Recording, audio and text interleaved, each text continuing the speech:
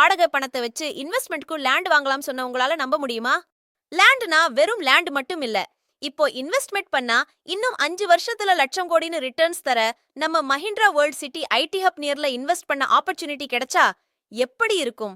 நான் சொல்றேன், நம்ம என்ஆர்ஐ ப்ராப்பர்ட்டிஸ் ஆல்ரெடி வளர்ச்சி பெற்ற ஓஎம்ஆர்ல பட்ஜெட் செக்மெண்ட்ல லான்ச் பண்ண emerald garden, Ashok Nagar project முடிந்த நிலையில, இப்போ நம்ம எஸ்பி கோவிலுக்கும் மஹிந்திரா வேர்ல்ட் சிட்டிக்கும் இடையே இன்வெஸ்ட்க்கு லான்ச் பண்ணி இருக்கிற ப்ராஜெக்ட் தான் ரீசாய் பாபா நகர்.